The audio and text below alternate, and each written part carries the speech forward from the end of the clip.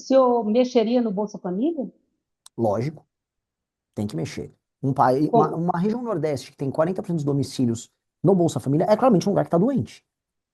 Então a gente tem que partir do diagnóstico. É um modelo, existe um modelo de incentivos na política brasileira em que o político é premiado se ele dá a coisa para a população. Eu não estou falando só do presidente, estou falando do deputado, do vereador, estou falando do prefeito.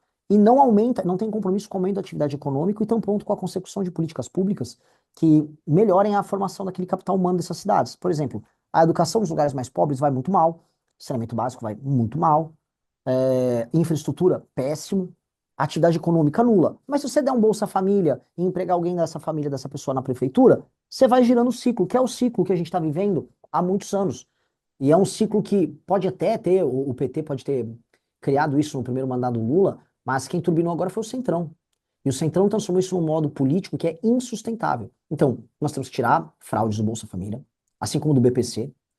E a segunda coisa é, nós temos que levar para os municípios que estão tomados pelo Bolsa Família, nós temos que levar frentes de trabalho para que, especialmente homens e mulheres, mulheres sem filho, em idade para trabalhar, elas possam participar de frente de trabalho nas mais diversas áreas. Algumas trabalham com cinturão verde, o governo fazia áreas de cinturão verde. Por exemplo, no Nordeste, não existe o famoso cinturão verde que produz o hortifruti, que atende os ceasas e os mercados da região. Lá, sei lá, em João Pessoa, na Paraíba, eles vão comprar frutas e hortaliças que vêm de São Paulo, ou às vezes vêm de Anápolis.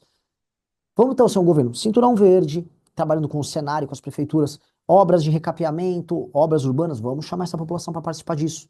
Isso é necessário até para devolver a autoestima de pessoas que estão sem trabalhar há muito tempo. Tem lugares no Brasil que não tem atividade econômica. E o problema, a questão do Bolsa Família é uma questão muito complexa, porque você fala, ah, não, tem que tirar, corta. Tá, mas se você corta isso num município em que não há atividade econômica, aquelas pessoas vão morrer de fome porque não há atividade econômica nos municípios dela. Então, o foco nosso é exigir dos prefeitos, e aí a nossa lei de responsabilidade gerencial vai nessa linha, exigir dos prefeitos uma política muito clara de aumento de atividade econômica formal no município dele, e se ele não aumenta a atividade econômica no município dele, ou basicamente aumento de PIB, ele tem que ficar inelegível, porque esse é o principal indicador para medir que aquela cidade está se tornando viável, né? Se as pessoas não estão conseguindo sustentar, quer dizer que a cidade não é viável. É, e o governo federal atuar, e aí sim, em parceria com os municípios, para criar os meios para fazer essa transição. Agora, do jeito que está, não dá e não pode ser assim. Até porque existe uma questão de justiça. Alguém está pagando o Bolsa Família dessas pessoas. E, em geral, dado o modelo de carga tributária que nós temos, é outra pessoa pobre em outro lugar. Então, a pessoa que está no Bolsa Família, ela está sendo sustentada por um entregador aqui em São Paulo, ou em Brasília, ou em Salvador, ou um pequeno comerciante, ou uma mulher que é dona de casa, mas cozinha para fora e declara, e essa pessoa está pagando o Bolsa Família. Isso é essencialmente injusto. Isso é iminentemente injusto. Então, a gente tem que tirar o peso das costas de quem está trabalhando. Pré-candidato, o senhor já começou a falar um pouco na sua resposta, mas eu queria que o senhor me detalhasse, por favor, esse seu plano de lei de responsabilidade gerencial. Como é que ele vai funcionar na prática? A ideia da lei de responsabilidade gerencial é alterar os mecanismos de incentivo, recompensa e punição na administração pública, especialmente no Poder Executivo. E isso é a verdadeira, eu acho, isso aqui é a verdadeira reforma política no Brasil. Então, o que que acontece? A maior parte dos municípios brasileiros são insustentáveis.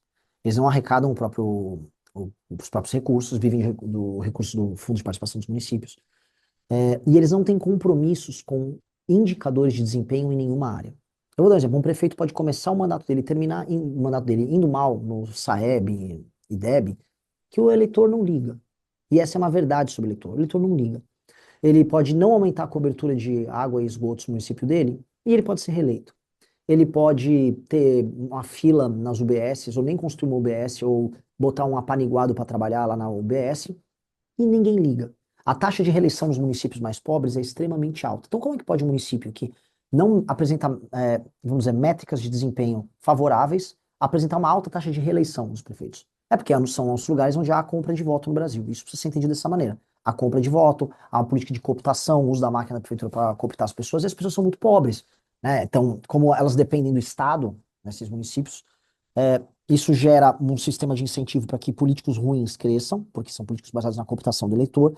Esses políticos se tornam base de deputados federais que enviam emendas para esses municípios para gerar as obras que são superfaturadas, os famosos shows que reelegem os prefeitos. Agora está rolando a praga, que eu chamo, dos shows do São João, que é emenda para lá e para cá fazendo show para reeleger prefeito e para fazer deputado aparecer no palco e ser elogiado pelo Wesley Safadão ou pelo Natanzinho. Esse é o diagnóstico. Como mexer nisso? Nós vamos colocar um comissariado atuando nos municípios junto com o prefeito, acompanhando a execução do orçamento. E haverá uma série de indicadores públicos que os prefeitos terão como meta, independente da linha política do prefeito, terão que obedecer. Então, se ele pega, vamos supor, um município que tem 10% de cobertura de esgoto e água, ele tem que entregar, sei lá, com no mínimo 20. Dá um exemplo aqui. Se aquele município tem um número X de PIB e atividade econômica e arrecadação própria no setor privado, ele tem que aquilo mais 10%. Então, ele tem metas básicas para ele alcançar. Se ele atinge essas metas, ele está qualificado para receber emendas, então, ou seja, a emenda é condicionada apenas ao desempenho do prefeito, e o fundo partidário e o fundo eleitoral, aí entra a revolução do partido, aumenta. Então, o fundo passa a ser condicionado não pelo número de deputados eleitos, mas pelos indicadores de desempenho obtidos por prefeitos dos partidos políticos.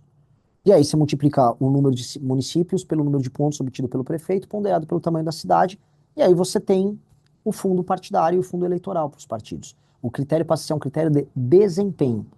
A emenda passa a ser qualificada como um instrumento de premiação para a execução de políticas públicas nos municípios que estão obtendo esse desempenho. Então, o que acontece? Se o prefeito é um bom prefeito e atinge os indicadores, se ele quer fazer o show com o Safadão e couber no orçamento, vai, ganha a eleição. Se ele não atinge isso, ele fica inelegível por 8 anos.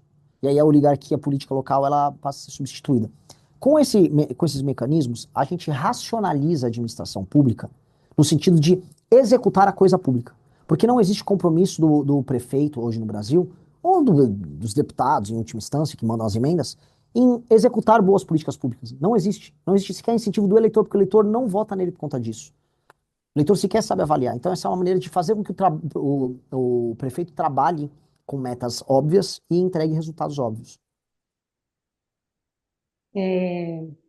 Renan Santos, isso aí é muito ousado, né? Porque você está mexendo aí em pontos bem sensíveis da política brasileira, emendas parlamentares, o fundo partidário, né? Então, historicamente, os presidentes são eleitos sem a maioria no Congresso, né? O que é possível que aconteça com o senhor, caso o senhor seja eleito, né?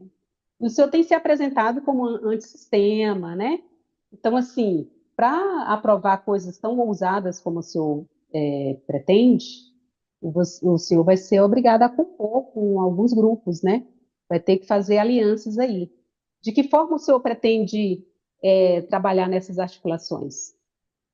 Eu pretendo fazer uma maioria precária. Quando eu chamo de maioria precária, é uma maioria tênue para aprovação de projetos de lei, fazendo uma composição com partidos que topem entrar no meu governo através da nossa agenda. A agenda que ganhou na urna é a agenda que ele vai assinar publicamente, ó, estou me comprometendo a fazer, se eu vou atuar, vamos supor, na área de segurança, que segurança é muito estratégica, eu não delegaria para alguém, mas na área de saúde, quero trabalhar então com você. Você quer? Não é para administrar Funasa, não é para gastar emenda fazendo supostos hospitais em superfaturado. Não, é para executar esta política de metas com a gente e não é nada porteira fechada. Não existe, por exemplo, os quadros técnicos de todos os ministérios vão ser nomeados pela nova gestão. A gente vai fazer uma reforma de RH gigante no governo. A gente tem que trazer gente adaptada aos sistemas de meta na gestão pública e que trabalhe com tecnologia. Hoje a IA vai fazer uma revolução na saúde.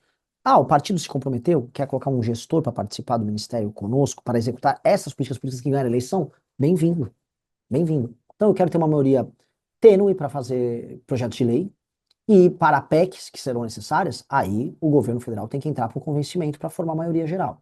Agora, o modelo atual de cooptação não dá. Não dá, não dá e não será feito.